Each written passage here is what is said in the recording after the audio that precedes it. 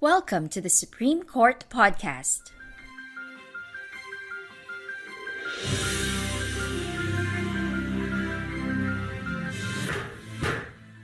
All opinions expressed in this podcast do not reflect the views of the Supreme Court. For clarity, the text of the decision prevails.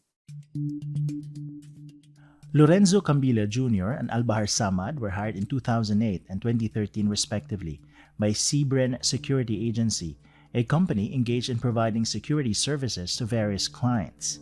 In the course of their employment, both Cambila and Samad were assigned to Ecoland 4000 Residences, a condominium complex that contracted Cbren for its security needs. While detailed at Ecoland, both claimed that Cbren obliged them to render a 12-hour duty from 7 a.m. to 7 p.m. without any rest day for a modest daily wage. They also claimed that Cbren did not pay them overtime pay, holiday pay, rest day pay, and proper 13th month pay. In 2017, they complained to Cbren's management and asked for an adjustment in their wages in accordance with the prevailing minimum wage rates. Cbren ignored their request and instead informed both that they would be relieved from their post at Ecoland and transferred to another post without any pay increase. Cambila and Samad were constrained to resign in 2018 and later filed a complaint for constructive dismissal and money claims against Cbren and its president, Elizabeth Dureza. Cbren, which maintained that both resigned from work and were not terminated, disputed their entitlement to overtime pay, explaining that the guards worked in a broken period. It claimed its security guards rendered 8 hours of work and that the shifts were divided into separate intervals with substantial break periods in between. During these breaks, the guards were free to leave the premises and attend to their personal affairs. The labor arbiter ruled in favor of Cbren, as it declared that the security guards were not illegally dismissed. However, it also declared Cbren and Ecoland solidarily liable to pay the money claims of Cambila and Samad and of the other security guards. It ruled that the 4-hour work break violated the labor code and considered it as a compensable working time. On appeal, the National Labor Relations Commission, or NLRC, affirmed the labor arbiter's ruling but held that only Ecoland should be held solidarily liable with Cbren to the extent of the work performed under the contract. When the NLRC denied Cbren's motion for reconsideration, Cbren and Dureza brought their case to the Court of Appeals. In turn, the CA partially granted the petition and deleted the award of overtime pay. When the CA also denied their motion for reconsideration, Cambila and Samad elevated their case to the Supreme Court. Does entitlement to overtime pay extend to security guards under a broken period scheme when their designated rest intervals are too brief to allow practical personal use? Hi, I'm Attorney Mike Navalio, Supreme Court Chief Communications Officer. It's the 11th of June 2026, and today we talk about the payment of overtime wages within the context of the case of Lorenzo D. Cambila Jr. and Albahar S. Samad versus Cbren Security Agency and Elizabeth S. Dureza, GR number 261716. This decision was penned by Associate Justice Henry Jean Paul Bienting and promulgated by the Supreme Court 3rd Division on October 21, 2024. And back with us to discuss this case is Attorney Evelyn Leo D. Batad, a member of the Humanitarian Law and Human Rights Department of the Philippine Judicial Academy. She teaches the same subject at the UP Graduate School of Law. A human rights advocate, Attorney Batad is also an associate professor at the University of the Philippines College of Law, where she teaches labor and social legislation, among others. Hi, Professor Batad. Welcome back to the Supreme Court Podcast. Hi. Nice to be here again. Right. This time we're discussing another case, Yes, Professor that's Batad, right. but still connected to your expertise in labor. So, in this case of Cambila versus Cbren, let's talk about who are the parties involved in this dispute and what was the specific nature of the employment arrangement between the security guards, the agency, and the client. Okay, this is actually what we would refer to as a trilateral relationship.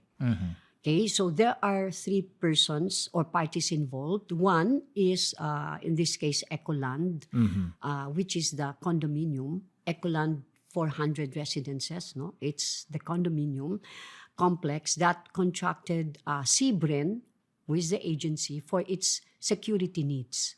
So here, Ecoland actually, which is the condominium, is the principal. So that's the first party. The second one is the Seabren Security Agency, okay, who was engaged here by the principal Ecoland in providing security services to various clients. And so this is, Seabren is an independent contractor providing security services to Ecoland, who is the principal. Now, who is going to do the work? And that is, of course, the security guards. Okay, and in our case, that is si Kambila, okay, and Samad. Now, so the security guards and Samad were hired by Seabren Security Agency. Hence, they are the employees of the agency. So it's a trilateral relationship. So in this case, there is, when we say trilateral relationship, it is a contracting relationship. So what is a contracting relationship? The rule defines contracting relationship as an arrangement where the principal, as in this case the condominium, entered into a service agreement or a contract with a contractor, who in this case is Seabren Security Agency, for the performance of a specific job or work. And what is that specific work? It is to perform or to provide security services for the residents of the condominium. And of course, for the security agency to be able to comply with its contract, the security agency hired the security guards as their contractual employees to perform the work pursuant to the agreement or the service agreement entered into between the condominium and the security agency. Okay? So, so let's be very clear that the security guards here are the employees of the security agency, not Ecoland, the condominium, because So therefore, Ecoland is the principal. This is a legitimate contracting. Yes, this is a legitimate job contracting, and usually we refer to it as the independent contractor. Okay? Right. And what were the actual working conditions, Professor Batad? Okay. Here in this case, the security guards at least allege that during their assignment at Ecoland, that their agency, Seabren, obliged them to render a 12-hour duty from 7 a.m. to 7 p.m. So straight 12 hours without any rest day for a daily wage of about 300 pesos and 37 centavos.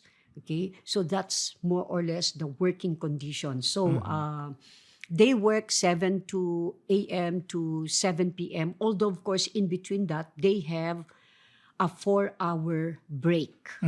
Okay, so that's the more or less the arrangement here. So it's the like a working broken conditions. period arrangement. Yeah, it's a broken period arrangement. And Professor Leo, how did Seabren Security Agency characterize the relationship, and how did they justify that broken period as a means to claim that they need not pay overtime to their security? Well, because here the security agency hired the security guards as their contractual employees. They are just contractual. So there's a term, an Right. end, to perform the work pursuant to the agreement that they entered into with Ecoland, the condominium.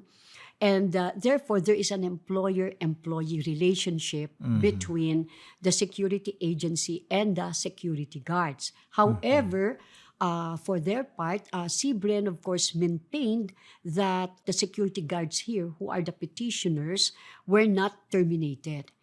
Instead, they resigned from work. Now, regarding their claim for overtime, because here the security guards were actually claiming for overtime.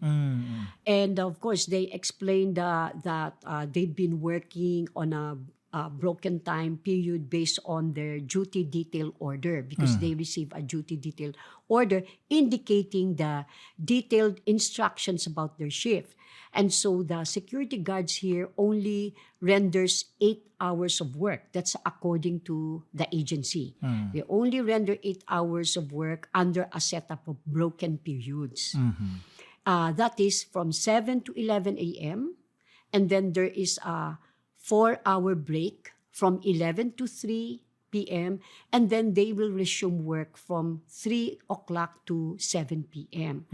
Sebren, however, here admitted that it has been the long time practice of the security guards that during the break time, they do not already go out to the establishments to take their break. They just stayed and wait there until the resumption of their respective duty time schedule. And what specific events triggered the filing of the complaint, Prof. Leo? What were the primary arguments raised by the employees to support their claim that they were illegally dismissed and they are therefore entitled also to monetary benefits? So of course, the claim of the security guards, is that Sebren, their security agency, is not paying them their overtime pay for work that they rendered from 7 a.m.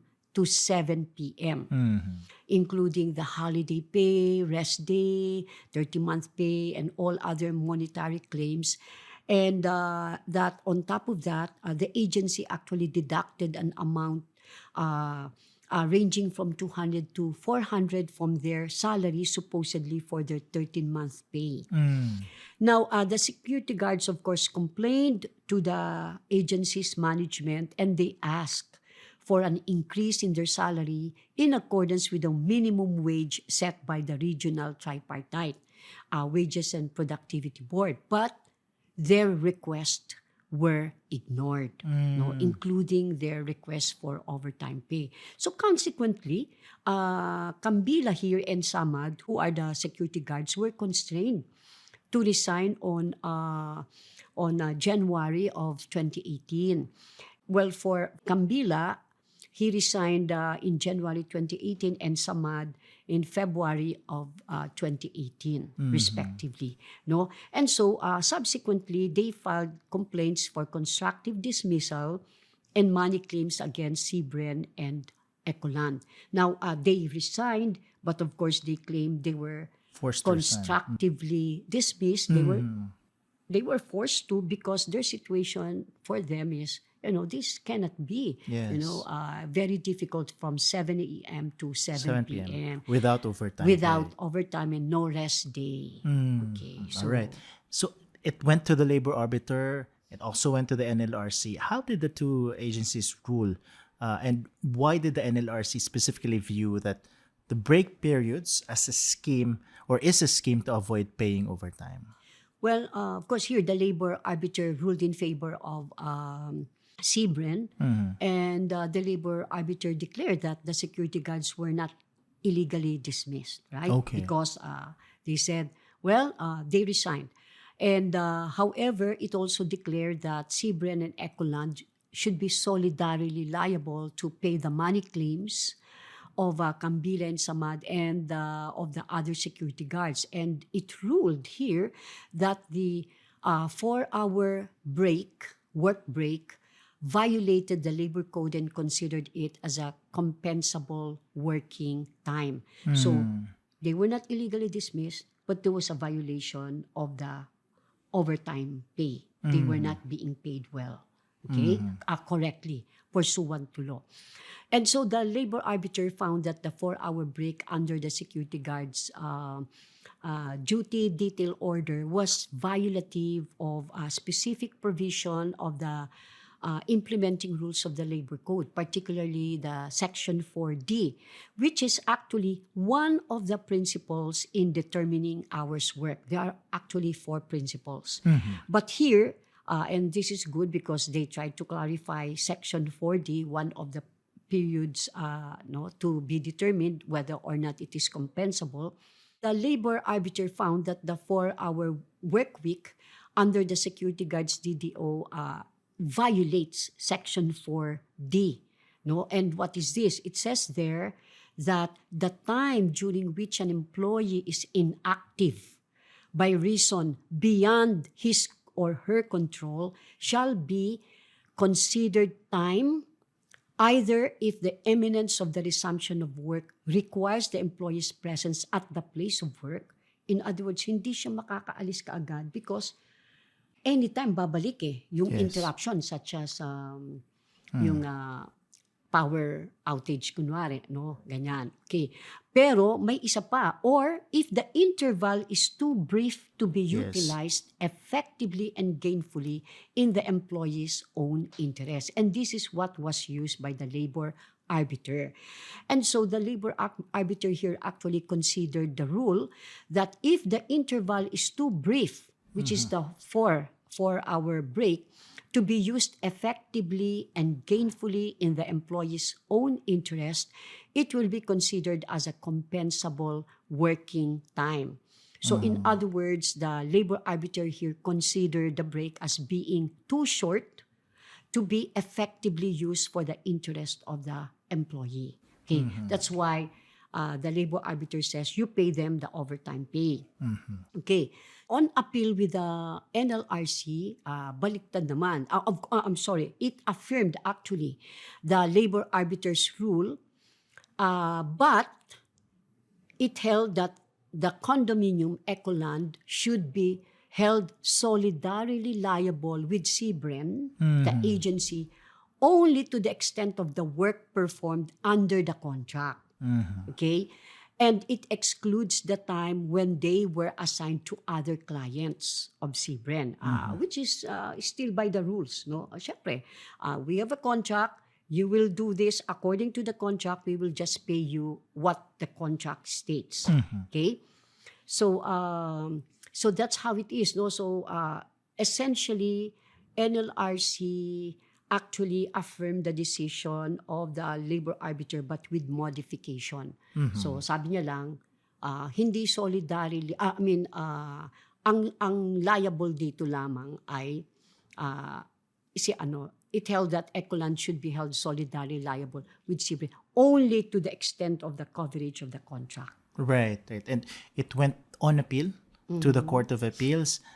And there were some modifications Yes. to the decision that the Court of Appeals made to the ruling of the arbiter and the NLRC. So why did the court at this point specifically question the daily time records of security guards? Yes, because when CBREN and the president of the agency, no, CBREN Security Agency and yung president niya, they brought the case actually to the Court of Appeals. And here, the Court of Appeals partially granted the petition and they deleted, the Court of Appeals deleted the award of overtime pay. And of course, they filed a motion for reconsideration, but it was denied. And so, Cambila and Samad, the security agencies, they had to elevate the case to the Supreme Court because CBREN and Duresa said, actually, hindi sila entitled because they were not able to prove that they rendered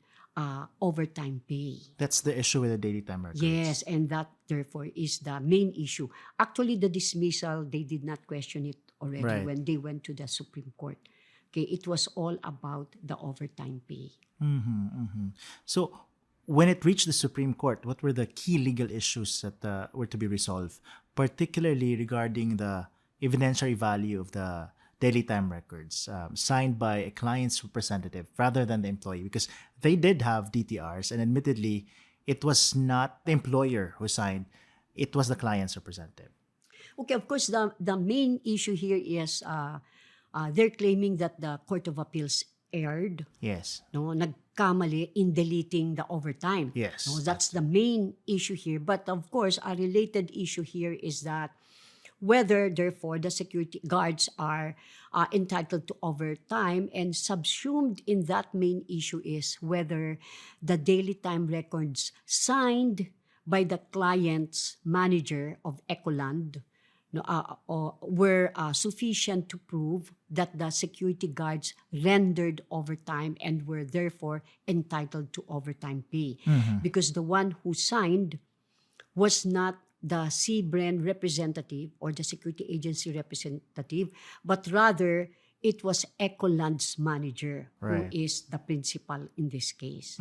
Okay, so that's how it is. And so they found that the issue here is it sufficient to prove the DTR? Is it sufficient to prove that the security guards are entitled to overtime pay, considering the fact that it was actually the client manager, the client's man, who signed Yes. and not the CBREN security agency representatives. How did the Supreme Court rule on that issue, Professor Leo? Yes, okay. So let me just clarify again that the issue here is overtime. Wala na yung illegal dismissal. Yes, No? yes. They did not question that. Now, as to the non-payment of overtime here, the Supreme Court explained two things. Right. First, as to who has the burden of proving money claims. And second, what is considered substantial proof that a person rendered an overtime. So, dalawang step yun. No? So, as to the burden of who will prove the money claims, no, it would depend on the kind of money claims. Because if we are claiming that there was non-payment of 30-month pay, salary differentials because they did not pay us the minimum wage, or that they did not pay us our holiday pay, among others, the burden of proof falls upon the employer. And that is because, of course, the records pertinent to such claims are usually with the employer's control. However, in this case, as to the claims for overtime, as what we have here in this case, no, or even mga premium pay for holidays and rest days, no, but here in this case, overtime kasi yung issue. The burden of proof now falls upon the employee. All right. Okay? Since this monetary claim like overtime pay, o kaya yung premium for holidays, o kaya premium for rest days, they are not incurred in the normal course of business. So, ibig sabihin nun, it's not always that we render overtime pay, right? It's not really part of our job. Every now and then, maybe we're being asked to render overtime, pero it does not occur in the normal course of business. That's why the burden is on the employee to show that during the rest day, no, pinag-overtime ako, o kaya after 8 o'clock, pinag-overtime ako. Kasi usually we would ask for authority. Yes, Diba? yes. Thus, in this case, it is, to be entitled to overtime, it is incumbent upon the security guards to first prove that they rendered service above the regular 8 working hours a day. Now, as to the second point, as to the substantial portion of the Supreme Court's decision on who has the burden of proving money claims, syempre, inexplain na natin yan. Pero yung second issue dito is yung sufficiency in the proof of the money claims. In this case, the sufficiency of the proof of the overtime pay. No? So, it is the security guards who will prove that they have to render. Now, what did they show? They showed a DTR, and in that DTR, daily time, it shows a continuous 12-hour period. So, doon nakalagay sa regular time nila na nag-enter sila 7 o'clock, tapos nag-out na lang sila 7 o'clock p.m. So, yung break, hindi nagpakita dito. So, therefore, in this case, it appears that they really served from 7 a.m. to 7 p.m. Now, and so that is one proof why they said that the DTR is sufficient. And number two, also, that the client manager even certified the accuracy of the records. Yung 7 to 7. No, sabi, while of course, the representative here, the client is not the representative of CBREN, because CBREN was insisting, dapat sila yung representative namin ang magsicertify. Right. Sinertify ng client no? Who is not, it is undisputed here that Ecoland is the client of the security agency, and the security guards were assigned by the security agency to guard the premises of Ecoland, the condominium. So it was Ecoland, through its manager, who was logically in the best position to monitor, authenticate, and or countersign the petitioner's DTRs. So, sabi nila, very credible ito kasi nandun ka sa premises nila no? And so, the labor arbiter and the NLRC actually was found to have correctly considered the DTRs which show that the security guards, the petitioners here, work continuously from 7 a.m. to 7 p.m. without any interruption. Okay, because that's the daily time card, daily DTR nila, tapos may certification pa, no, ng client sa officer. Moreover, the entries made in the DTRs, the court says, constitute prima facie evidence that the petitioners here, who are the security guards, rendered overtime pay. Now, when we talk of prima facie evidence, it is that evidence, as in the judgment of the law, is sufficient to establish a given fact, okay, or a chain of facts constituting the party's claim or defense. Now, it bears to stress here in this case, and this was pointed out by the Supreme Court, that the respondents here, meaning the security agency and Ecoland, the condominium, did not rebut the daily detail order, the DDO, which si Brence Magsayo, yung manager nila, and also the vice president of the security agency signed, showing yung DDO nila, yung duty detail order. It shows there, 7 a.m. to 7 p.m. You see? Wala dun yung nakalagay na break. Break, yes. Okay. Yes. As the time shift of the employers. So therefore, this corroborates the 12-hour shifts in the DTR. Because in the DTR, it only says 7 o'clock, and then nag-out na sila, 7 o'clock din. Wala yung Would it have pinakita. mattered if there was a break in between, at least in the DTR? Well, if there was a break, then of course, it could be a very good defense. Yes. But here, nagtugma lahat eh.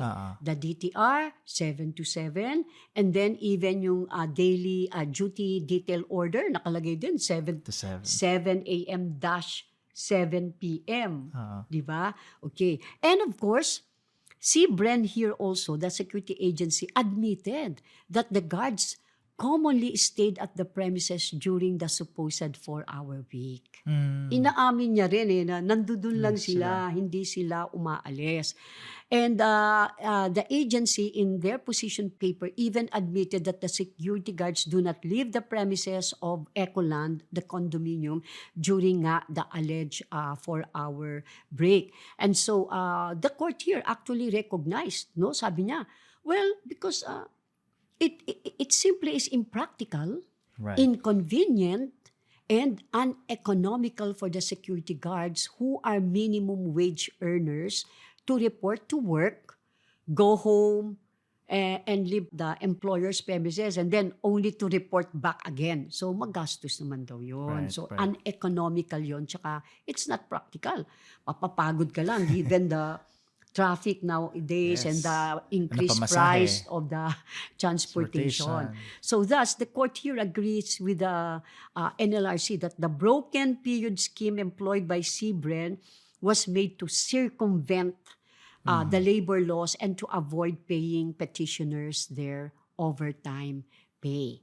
Okay, so ito to. And also they cited a case which is Lepanto, Consolidated Mining versus Mamaril, that an employer's formal admission, as in this case, may admission siya, that its employees work beyond 8 hours should entitle the employee to overtime compensation without the need of further proof.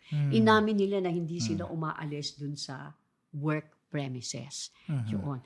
So, and of course, the court also reminded everyone, sabi nila na, time and again, when there is a doubt, any doubt arising from the evaluation of the evidence as between the employer and the employee must be resolved in favor of the workers. So, kung parehong pwedeng ma-interpret mo in favor of the employer, pero pwede mo ring i-interpret siya in favor of the worker. So, in case of doubt, we will always favor the worker because we know that the workers are the weaker party and they have and the protection is constitutional. Right. They of course have the constitutional protection. Now, sabi dun sa Constitution sa Article 13, Section 3, full protection. So that is So now they were saying that had the security agency truly intended that the petitioners here, the two security guards, should work only 8 hours, then it would not have resorted to such an, sabi nila, iniquitous scheme. No, 8 hours lang palang gusto nyo magtrabaho sila bakit yung papinutol-putol? So that's unfair for the workers. And so here, the court actually concluded that the arrangement was effectively a scheme that resulted in the guards rendering compensable work beyond 8 hours. So they're entitled to overtime pay. Right. And just to close off our discussion, Professor Leo, perhaps some key takeaways for our listeners, not just for employees asserting money claims, but also for employers and security agencies navigating these broken period schedules. Okay. So some key overtime pay must be proven. And who has the burden of proof? It is, of course, it's not necessarily through the employer-signed records, no? But it's the employees. They may prove it by way of DTRs, no, daily time records, logbooks, and the like. And it's saying here that the client certification means a lot. It matters. No, especially for security guards, mga security, mga janitors and other outsourced personnel. No, in a trilateral relationship, the employer's certification is very important. No, so this is one of the practical rulings of the case. And then, of course, the courts would examine actual working conditions. That's why they said, impractical, no, uuwi pa sila, no? So the labor tribunals will look at the reality of the work arrangement rather than its formal description. So yung actual conditions of the work should control. So in other words, Professor Leo, there could be other instances where a broken schedule can be considered to be valid. I would say so because, for example, usual practice na yan in restaurants. Yes. No? Because there's what they call patay na oras. Yes. No? Okay. So, depende sa sitwasyon talaga. No? Dito, 4 hours yung haba-haba yun. Pero sabi nila, uuwi pa sila. No? Naka-detailed sila sa ibang lugar. But supposing naman, worker ka, sa pagtawid mo, nandyan lang yung mall. Di ba? Okay. So, yun. So, broken period arrangements are not automatically valid. Why? Because of the rule in determining compensable, yung Section 4D, no? Sa rules natin na idle time can still be considered as working time. So even if it's their break time and they are just staying there in the premises, it is still considered compensable if, of course, they are not genuinely free to use that time for their personal use. Okay? And the employer, if they want to rebut that allegation, then they must rebut it with very credible time records. So, yun yung mga takeaways dyan. All right. Thank you so much, as always, Thank Professor you very Leo. much, Attorney Mike, for this opportunity. All right. I'm sure our listeners learned a lot also today and in the I previous hope so too. episode. Right. And to our listeners, if you wish to read the full text of the court's decision, please visit the Supreme Court website and e-library and search for the case of Lorenzo D. Cambila Jr. and Albahar S. Samad versus Sebren Security Agency and Elizabeth S. Duresa, GR number 261716. Here's Steph Atindido Beltran, Supreme Court Information Officer, for this week's updates.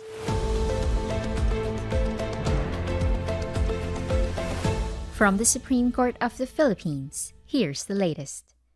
The Supreme Court en banc on Tuesday dismissed for lack of legal standing the petition filed by John Barry Tayam seeking to declare the presence of 12 senators during the June 3, 2026 session of the Senate as a valid quorum.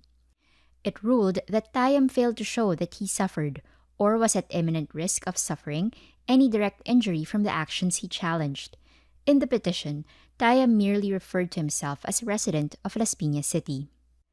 In constitutional cases, a petitioner must show a personal and substantial interest in the case and allege a direct, actual, or imminent injury resulting from the governmental act.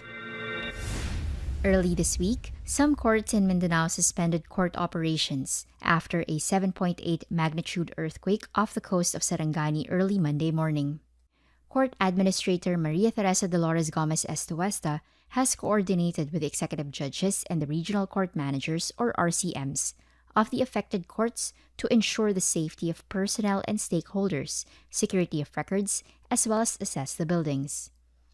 Based on reports submitted through Deputy Court Administrator for Regional Services Raynelda Estacio Mantesa, RCMs from Judicial Regions 9, 10, 11, and 12 reported that there were no casualties among court personnel and noted minor impairments to their facilities. The affected courts are in the process of obtaining clearances to ensure the continued safety and integrity of the buildings. The Supreme Court has ruled that Coronadal City cannot stop a bus company from using its own private terminal and force it to use the city's common terminal, as these would violate the company's property rights. In a ponencia by Associate Justice Josep Lopez, the SC en banc issued a writ of injunction against Coronadal City and its officials, prohibiting them from blocking and rerouting the buses of Yellow Bus Lines, Inc., and requiring it to use the City of Coronadal Integrated Transport Terminal Complex. The SC recognized Yellow Bus's ownership rights to its private terminal, including the right to use and manage the property as protected by the Constitution. It emphasized that a local government unit's exercise of police power is valid only if it aims to address a public concern and the methods used are reasonably necessary.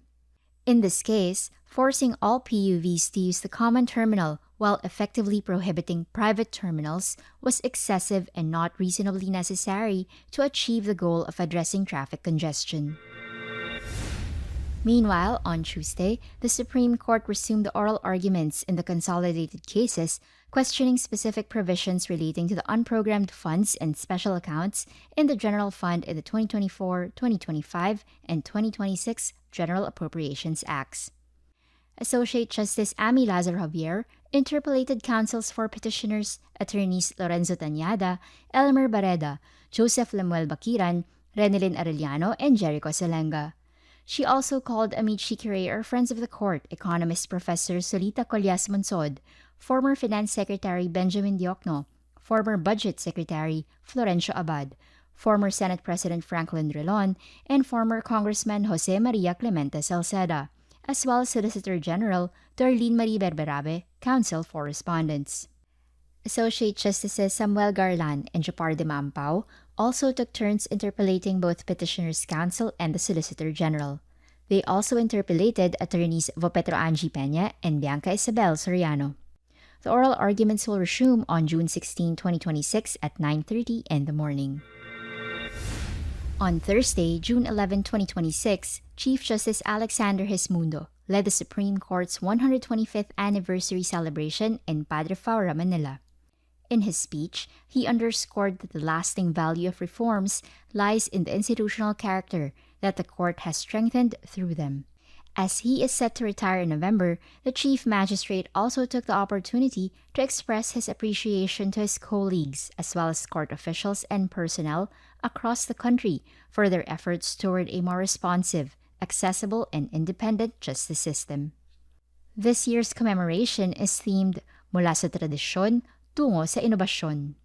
The SC also held other activities this week, including the unveiling of commemorative Philippine Postal Corporation stamps and commemorative Bangko Sentral ng Pilipinas or BSP banknotes and coins, led by the Office of the Spokesperson on Wednesday at the On-Bank Session Hall.